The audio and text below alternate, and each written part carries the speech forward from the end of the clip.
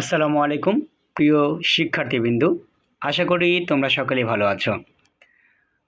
Title দেখে তোমরা বুঝে গেছো যে আজকের যে ক্লাস সেটা কত ইন্টারেস্টিং হতে চলেছে। আশা করছি পুরো ক্লাস জুড়ে আমি তোমাদেরকে পাবো। তো চলো কথা না বাড়িয়ে আমরা সরাসরি মূল বক্তব্যে চলে যাই। তো প্রার্থনা কবিতার লিখেছে হচ্ছে কবি কায়কোবাদ। তো এই প্রার্থনা কবিতার মূল বিষয়টা হচ্ছে আমাদের যে স্রষ্টা অর্থাৎ সৃষ্টিকর্তা, তার কাছেই হচ্ছে আমরা নিরুপায়। শুধু আমরা না, প্রতিটা সৃষ্টি তার স্রষ্টার কাছে নিরুপায়। দেখো, সৃষ্টিকর্তা আমাদেরকে সৃষ্টি করেছে, তো তিনি যেদিন চাবে সেদিনে আমাদেরকে আবার পৃথিবী ছেড়ে চলে যেতে হবে। তো এর মাঝে মূলত এই যে স্রষ্টা আমাদের সৃষ্টি করলো, এই স্রষ্টার কিছু উদ্দেশ্য আছে, যেই উদ্দেশ্যেই এই স্রষ্টা আমাদেরকে সৃষ্টি করেছেন। সেই উদ্দেশ্যটা কি? সেই উদ্দেশ্যটা হচ্ছে আমাদের এই স্রষ্টার কী করতে হবে? আরাধনা করতে হবে। তো কায়কোবাদ এই বিষয়টাই দেখিয়েছেন এখানে, যে আমাদের কিভাবে আরাধনা করতে হবে। তো এখানে কায়কোবাদ অত্যন্ত চমৎকারভাবে ফুটিয়ে তুলেছেন যে আমরা তো নিঃসম্বল, আমাদের আসলে কোনো কিছু নেই। আমরা যে স্রষ্টার কাছে চাচ্ছি, আসলে স্রষ্টা আমাদের এই দোয়াটা কবুল করছে কিনা এটা তো আমরা আদৌ জানি না। তো এই কারণে সে নিজেকে অত্যন্ত অত্যন্ত নিম্ন শ্রেণী, যাকে বলে এই নিম্ন শ্রেণীতে দাঁড়িয়ে তিনি স্রষ্টার কাছে নিবেদন করেছেন যেন সৃষ্টিকর্তা তার দোয়া কবুল করেন। এবং স্রষ্টার যে সৃষ্টির সৌন্দর্য, এই সৌন্দর্য এই কবিতার মধ্যে তিনি ফুটিয়ে তুলেছেন। তো চলো আমরা মূল কবিতার প্রতিটা লাইন বাই লাইন আমরা পড়ার চেষ্টা করব। বিভো দেহ হৃদে বল, না জানি ভক্তি না জানি স্তুতি, কি দিয়া করিব তোমার আরতি। বিভো মানে হচ্ছে সৃষ্টিকর্তা, দেহ হৃদে বল, দেহ এটা হচ্ছে দাও অর্থে ব্যবহার করা হয়েছে। তো তাহলে কি হচ্ছে? বিভো দেহ হৃদে বল, অর্থাৎ হে সৃষ্টিকর্তা আমার হৃদয়ে শক্তি দান করো। না জানি ভক্তি না জানি স্তুতি, সে বলতেছে যে আমি ভক্তি অর্থাৎ প্রার্থনা, এই ভক্তিটা কিভাবে করবে এটা আমি জানি না, এবং কিভাবে তোমার স্তুতি মানে হচ্ছে প্রশংসা, অর্থাৎ কিভাবে তোমার প্রশংসা করব সেটাও আমি জানি না। তাহলে কি হইল? সৃষ্টিকর্তা আমার হৃদয়ে তুমি শক্তি দান করো, আমি কিভাবে তোমার আরতি করব, কিভাবে তোমার প্রার্থনা করব, কিভাবে তোমার যে প্রশংসা করব এটা আমি আসলে জানি না। কি দিয়া করিব তোমার আরতি, মানে হচ্ছে তোমার আরতি আমি কিভাবে করব এটাও আমি জানি না। কারণ কি? আমি নিঃসম্বল, অর্থাৎ আমি নিঃসম্বল মানে হচ্ছে মানে নাই, সম্বল মানে হচ্ছে শেষ অবলম্বন, মানে আমার শেষ অবলম্বনটুকু নাই, যেটার মাধ্যমে আমি তোমার কি করব? আরতি করব, প্রার্থনা করব। অর্থাৎ দেখো, সে নিজেকে কি করছে? নিরুপায় হিসাবে এখানে দেখাইল। তার কারণ কি? আমি আগেই বলেছি যে স্রষ্টার কাছে তার প্রতিটা সৃষ্টি হচ্ছে নিরুপায়। দেখো, আমরা চাইলে কি সৃষ্টিকর্তাকে আমাদের এই ইহলোকে অর্থাৎ পৃথিবীতে আমাদের যে ধন সম্পত্তি আছে, এই ধন সম্পত্তি কি স্রষ্টার কাছে রেখে স্রষ্টাকে বলতে পারবো যে তুমি এখন আমাকে জান্নাত দান করো? আদৌ সম্ভব না। সো সৃষ্টিকর্তার কাছে আমাদের প্রার্থনা করতে হবে মন থেকে। তো এই কথাটা এখানে বলতেছে, তো আমি তো নিঃসম্বল, এখন আমার যে অবলম্বন অর্থাৎ আমার যে ধন সম্পত্তি আছে সেটা দিয়ে তো আমি তোমাকে কখনোই রাজি খুশি করতে পারবো না। তো এই কারণে হচ্ছে আমি কি? নিঃসম্বল। তোমার দুয়ারে আজি রিক্ত করে দাঁড়াইছি প্রভু শোপিতে তোমারে। বলতেছে তোমার দুয়ারে অর্থাৎ সৃষ্টিকর্তার দরজায় আজই রিক্ত মানে হচ্ছে শূন্য, মানে সৃষ্টিকর্তার দরজায় সে নিজেকে শূন্য করে দাঁড়াইছি প্রভু শোপিতে তোমারে শুধু আঁখি জল, মানে সে বলতেছে আমি শুধু আমার যে চোখের জল আছে সেই চোখের জলটা নিয়ে তোমার সামনে হাজির হয়েছি, তাছাড়া আমার কাছে আর কোনো কিছুই নাই যেটার মাধ্যমে আমি তোমার সান্নিধ্য পেতে পারি। এই কারণেই কবি বলতেছে যে শুধু আঁখি জল এটাই আমার শেষ অবলম্বন, যেই অবলম্বনটার মাধ্যমে আমি তোমার সান্নিধ্য পাওয়ার চেষ্টা করতেছি বারবার। আবার বলতেছে যে দেহ হৃদে বল, মানে হচ্ছে আমার হৃদয়ে শক্তি দান করো। বলতেছে বিভো দেহ হৃদে বল, হে সৃষ্টিকর্তা আমার হৃদয়ে শক্তি দান করো। দারিদ্র্য পেছনে বিপদের ক্রোড়ে অথবা সম্পদে সুখের সাগরে। প্রিয় শিক্ষার্থীবৃন্দ, তোমাদের অবশ্যই মাথায় রাখতে হবে এখানে যে দারিদ্র্য বিষয়টা, দারিদ্র্য এবং দরিদ্রতা, দরিদ্রতা হয় আর একটা হচ্ছে দারিদ্র হয়।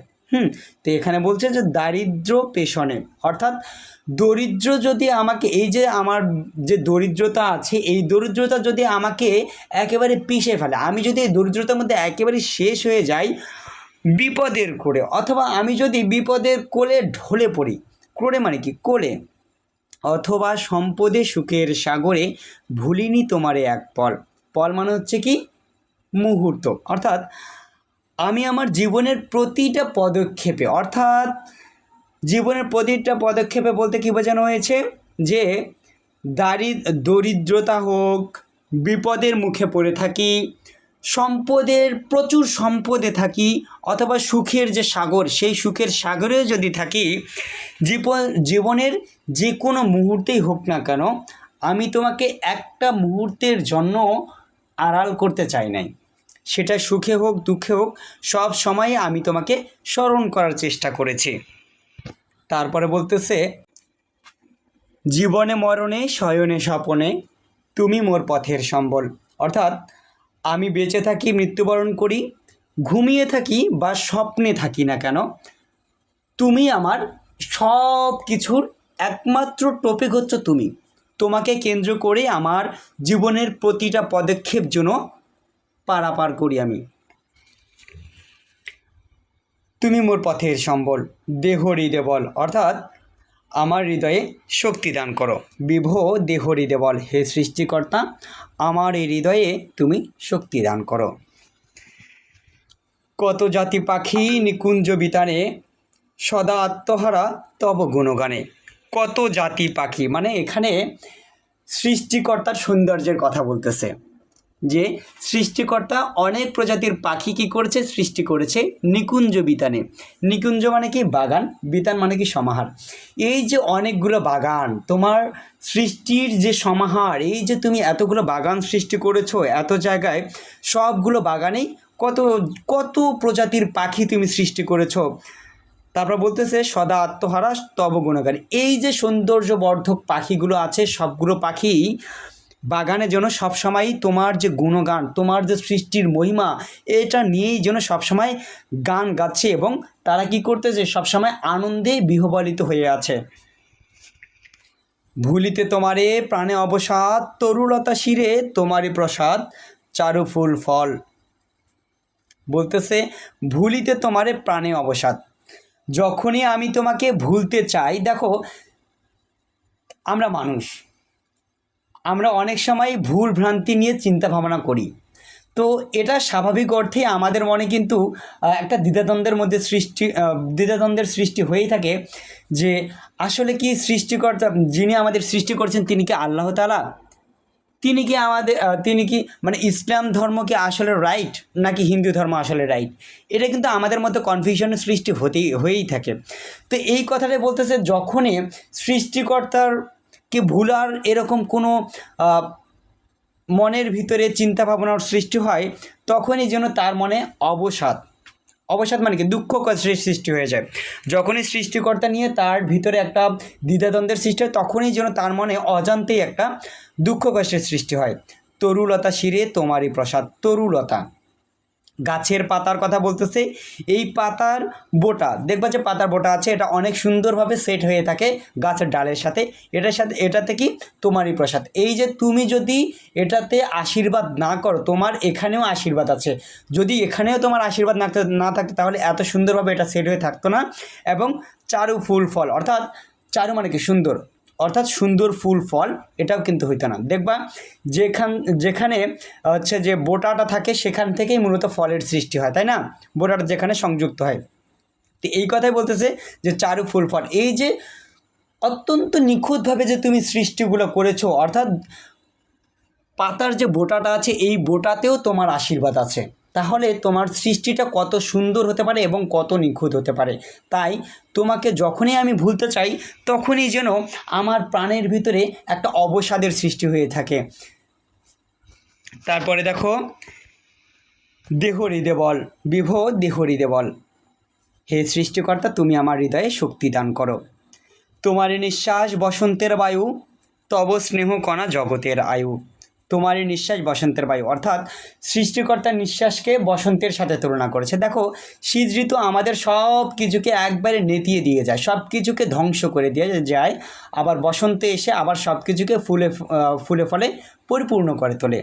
এই কথাটা বলছে যে সৃষ্টিকর্তার নিঃশ্বাসটার যেন বসন্তটাকে নিয়ে আসে। আবার বলতেছে তব স্নেহকানা জগতের আয়ু।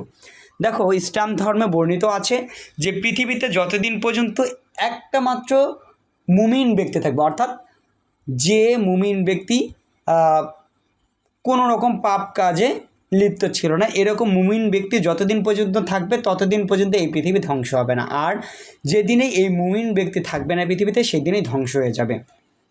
এই কথাটাই বলছে যে সৃষ্টিকর্তার স্নেহ যতদিন এই পৃথিবীতে থাকবে, আশীর্বাদ যতদিন এই পৃথিবীতে থাকবে, এই পৃথিবীটা ততদিন পর্যন্তই কী থাকবে, বেঁচে থাকবে, ততদিন পর্যন্ত এই পৃথিবীর আয়ুটা থাকবে। তব নামে অশেষ মঙ্গল, অর্থাৎ সৃষ্টিকর্তার নামে যে মঙ্গল আছে সেই মঙ্গলের কোনো শেষ নাই। গভীর বিষাদে বিপদের ক্রোড়ে একাগ্র হৃদয়ে শরীরে তোমারে নিভে শোকানল। বলতেছে, আমি যদি গভীর বিষাদে থাকি অথবা বিপদের কোলেও থাকি, একাগ্র হৃদয়ে শরীরে তোমার, যদি একান্তভাবে আমি তোমাকে স্মরণ করি, নিভে শোকানল মানে হচ্ছে শোকের যে অনলটা আছে। আমরা যদি গভীর বিষাদে পড়ে থাকি অথবা বিপদের কোলে থাকি, হ্যাঁ, তাহলে সেক্ষেত্রে সৃষ্টিকর্তাকে যদি একান্তভাবে স্মরণ করি, তাহলে সেক্ষেত্রে আমাদের শোকের যে অনলটা আছে সেই অনলটা নিভে যায়। অর্থাৎ আমরা যদি সৃষ্টিকর্তার কাছে আরাধনা করি গভীরভাবে, তাহলে সৃষ্টিকর্তার আমাদের যে শোকের অনলটা আছে সেটা নিভে দেয়। সো প্রিয় শিক্ষার্থীবৃন্দ, আশা করছি এই কবিতা নিয়ে আর তোমাদের কোনো রকম কোনো কনফিউশন থাকবে না। যদি কোনো কনফিউশন থাকে অবশ্যই আমাকে কমেন্ট করে জানাতে পারো। আমি যথাসাধ্য চেষ্টা করব তোমাদের এই কমেন্টের রিপ্লাই দেওয়ার, এবং পরবর্তী ভিডিও তোমরা কোনটা চাচ্ছ সেটা অবশ্যই আমাকে জানাবে, সেই ভিডিওটা আমি দেওয়ার চেষ্টা করব। আজকে এই পর্যন্তই, সকলের সুস্থতা কামনা করে এখানেই শেষ করছি। আল্লাহ হাফেজ।